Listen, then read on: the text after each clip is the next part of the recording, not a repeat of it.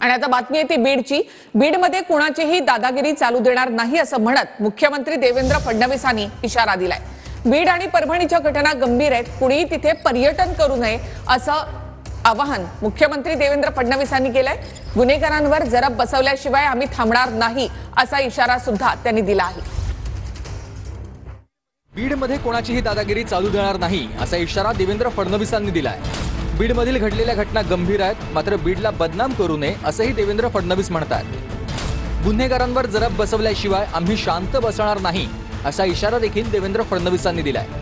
अशा प्रकारच्या गुन्हेगारांवर जरब ही बसवल्याशिवाय आम्ही थांबणार नाही।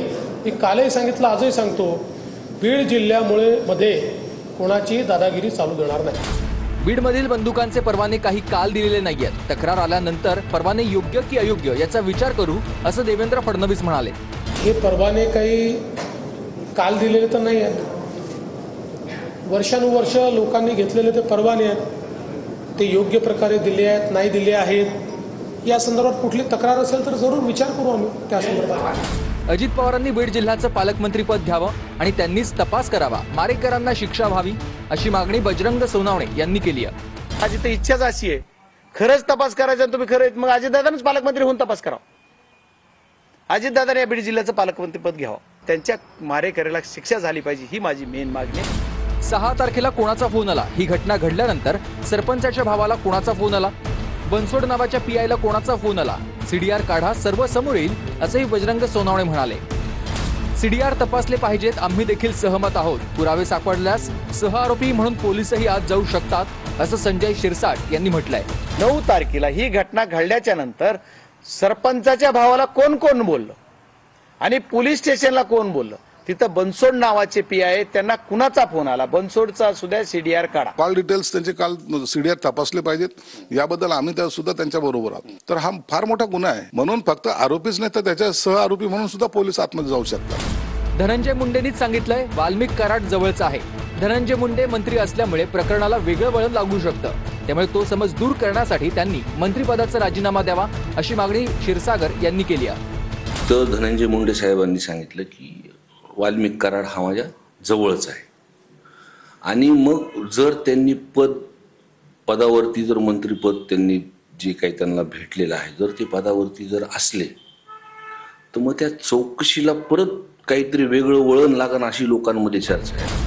अटक झालेले लोक सुपारी घेणार आहेत, मास्टरमाइंड वाल्मिक कराडला लवकर अटक केली पाहिजे असंही संदीप क्षीरसागर यांनी म्हटलंय। जे पण काही अटक झालेत ते सुपारी घेऊन केलेलं त्यांनी लोक वारंवार हे लोक करतात। त्याचा मास्टर माइंड जो आहे वाल्मिक कराड, तो लवकर अटक होऊन या चौकशीमध्ये पुढे आला पाहिजे। बीड जिल्ह्यात राष्ट्रपती राजवट लावावी अशी परिस्थिती आहे। बीडमध्ये दंगल होईल असं वातावरण आहे, जनतेचा प्रशासनावर विश्वास नाही असं संजय राऊतांनी म्हटलंय। जिल्ह्यात राष्ट्रपती राजवट लावणं हे विधान वेडेपणाचं आहे, राऊतांचं डोकं तपासावं असं संजय शिरसाट यांनी उत्तर दिलंय। बीडची परिस्थिती अशी आहे की त्या एका जिल्ह्यामध्ये राष्ट्रपती शासन लावावं अशी परिस्थिती आहे। बीडमधल्या जनतेचा शासनावर आणि प्रशासनावर विश्वास नाही। आता हे वेडेपणाचं लक्षण आहे। एखाद्या जिल्ह्याला राष्ट्रपती राजवट लागते हे बाबासाहेबांच्या घटनेमध्ये तर लिहिलेलं नाही, पण असं कधी देशात कधी घडलं नाही, म्हणून यांनी यांचं डोकं थोडं तपासून घ्यावं। मुख्यमंत्र्यांनी बीडमध्ये जायला हवंय, लाडक्या धनुभाऊंसोबत जायला हवं। देशमुखांच्या कुटुंबाचा आक्रोश फडणवीसांना विचलित करत नसेल तर गंभीर आहे असं संजय राऊत म्हणाले। अजितदादांना बीडमध्ये जाण्यासाठी विनंती केली होती, दादा गेले होते। घटना घडल्यानंतर विरोधकांनी जावं, मात्र त्याचं पर्यटन करू नये असं देवेंद्र फडणवीस म्हणाले। मुख्यमंत्र्यांनी बीडमध्ये जायला हवं, गृहमंत्री आहेत ते आणि त्यांचे जे लाडके धनुभाऊ आहेत त्यांच्याबरोबर जायला हवं। की अशा प्रकारच्या घटना घडल्यानंतर सेन्सिटिव्ह असतात, तिथे कोणी ना कोणी शासनातर्फे कोणी विरोधी पक्षातर्फे गेलं पाहिजे, पण त्याचं पर्यटन करू नये।